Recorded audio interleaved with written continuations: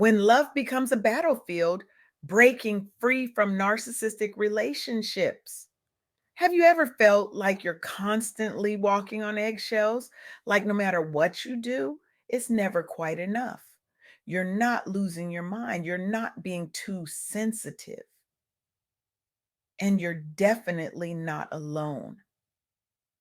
I recently had the privilege of interviewing Likisha Brooks, a remarkable advocate whose work has transformed the landscape of healing for survivors of narcissistic relationships. What makes Likisha extraordinary isn't just her clinical expertise, it's her unflinching courage to shine light into the shadows where so many suffer in silence. Through her groundbreaking research and compassionate intervention methods, she's created pathways to freedom for thousands who once believed they were trapped forever. Her work, specifically with Black women, has disrupted generational patterns of emotional abuse and created new paradigms for what healthy love can look like in communities where these conversations have historically been suppressed. What struck me most about Likisha was her ability to name the unnamed, to articulate patterns that so many suffer through behind closed doors, particularly within the Black community, where these conversations are often buried beneath layers of keeping it together and being strong. The story she shared revealed a truth that's both devastating and liberating. What feels like love can sometimes be the most sophisticated form of control. Think about it. We've all heard that relationships take work, but there's a profound difference between the natural effort of partnership and the exhausting labor of trying to earn someone's consistent affection, between compromise and complete surrender of self. One moment you're on a pedestal, the perfect partner, the most beautiful person they've ever seen. The next, you're nothing, worthless, crazy, ungrateful, and somehow it's always your fault. This emotional roller coaster isn't random, it's calculated. It's a cycle of idealization, devaluation, and manipulation that leaves you questioning your own reality. In one powerful story Lakeisha shared, a Black professional woman in her late 30s spent years in a marriage marked by these exact patterns. Her husband would shower her with affection one day, then become inexplicably cold and critical the next. When she achieved something professionally, he'd minimize it. When she expressed emotions, he'd dismiss them. He manipulated situations so masterfully that she felt responsible for his happiness while completely neglecting her own needs. Sound familiar to anyone? I see those nods. The most insidious part? Over time, she lost herself completely. Her identity became whatever would please him in that moment. Her purpose became avoiding his disapproval. Her joy became conditional on his mood. This is the invisible prison of narcissistic relationships. But here's where the story shifts. After years of exhaustion, of trying to fix things, of believing that if she just loved harder, communicated better, or became more perfect, things would change, she had a revelation. No amount of effort could change someone unwilling to see their behavior as a problem. With therapy and research on narcissism, she began setting boundaries, refusing to tolerate gaslighting or emotional neglect. She reconnected with friends she had been isolated from. She reclaimed hobbies she'd abandoned. And most importantly, she learned that protecting her mental health had to come first. Now, I know what some of you might be thinking. That's selfish. But let me ask you this. Is it selfish to put on your own oxygen mask before helping others on a plane? Or is it necessary for survival? The truth is, you cannot pour from an empty cup. And in narcissistic relationships, your cup isn't just empty, it has holes deliberately poked in the bottom. Another woman Lakeisha worked with, a successful entrepreneur, noticed that every family milestone somehow became about her husband's need for attention and admiration. When her business faced setbacks and she needed support, he offered none. Instead, criticism would send him into either rage or silent treatment. He'd guilt trip her if his needs weren't immediately met. The early romance had been intense, what experts call love bombing. But as time passed, the patterns became undeniable. With help from a counselor specializing in trauma recovery among Black women leaders, she learned assertive communication techniques and stopped apologizing for wanting basic respect at home. Though she considered divorce, she instead negotiated new terms around shared responsibilities while building boundaries against manipulation tactics like blame shifting and withholding affection. Her most powerful move? Launching an online peer support group specifically for high achieving Black women navigating unhealthy marriages. The group grew rapidly, a testament to how many successful, powerful women are silently suffering in relationships that drain rather than sustain them. This is where we need to pause and acknowledge something important.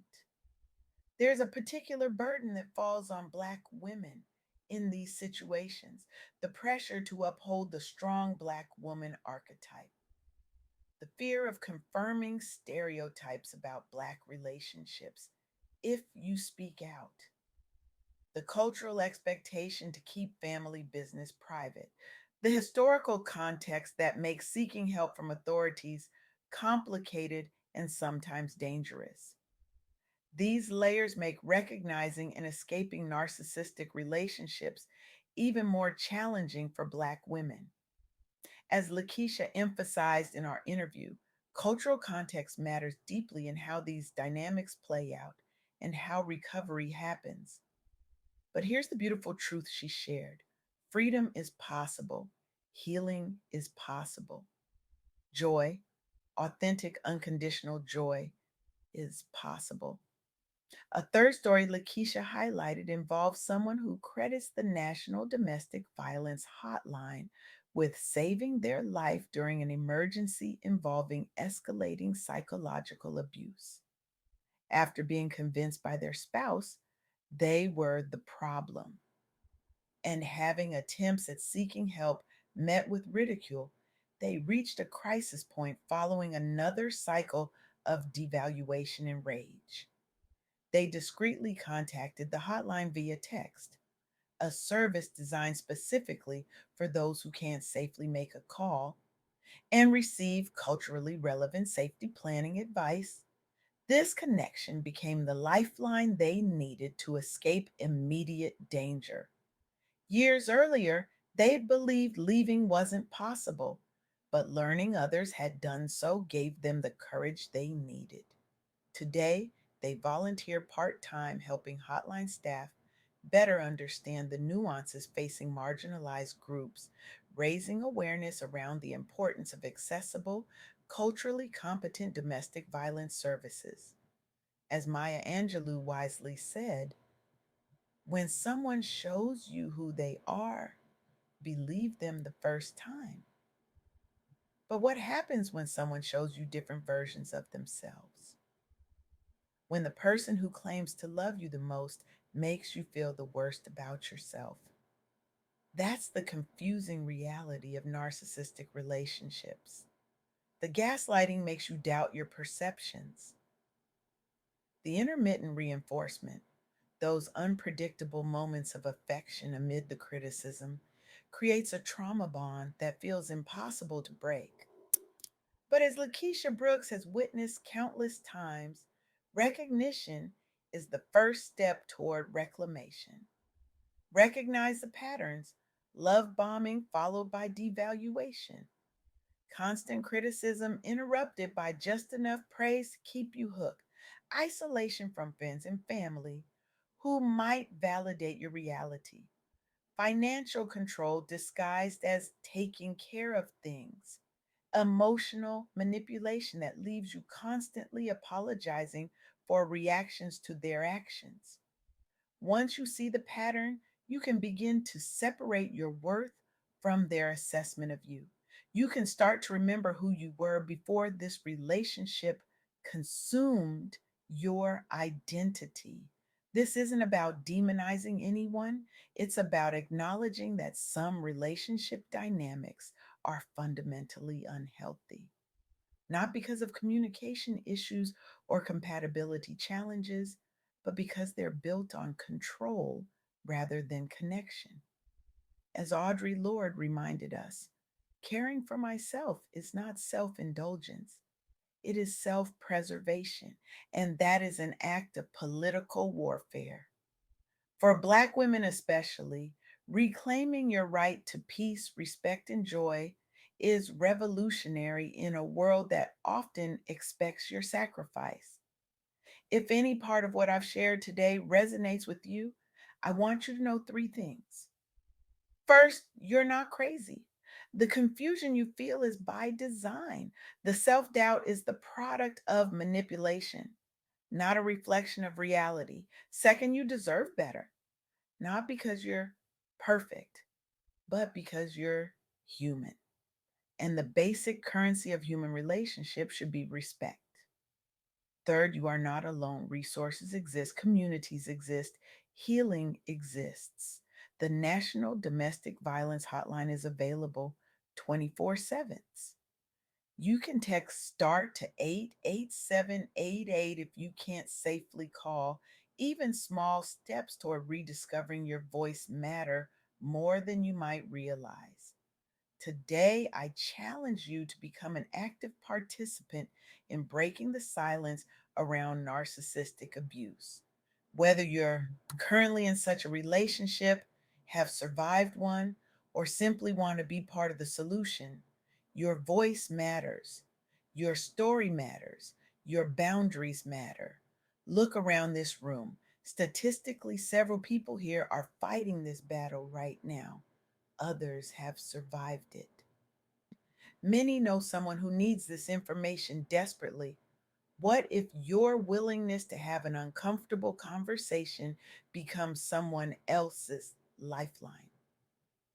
What if your courage to name what you've experienced gives someone else permission to seek help? The woman who lost herself in her marriage and became an advocate for mental health among Black women professionals, she started by telling one friend the truth. The entrepreneur who created a support network for others. She began by admitting to herself that what she was experiencing wasn't love. Your action might be as simple as sharing what you've learned today with someone who needs to hear it. It might be reaching out for support yourself. It might be examining your own relationships with new clarity. Whatever it is, do it with the knowledge that breaking cycles of narcissistic abuse isn't just personal healing, it's cultural transformation. Because when we refuse to accept love that diminishes us, when we demand relationships built on mutual respect rather than power and control, we don't just change our own lives, we change what's possible for generations to come. You were whole before they arrived, and you will be whole again, perhaps even more beautifully, more authentically whole after you've done the work of breaking free.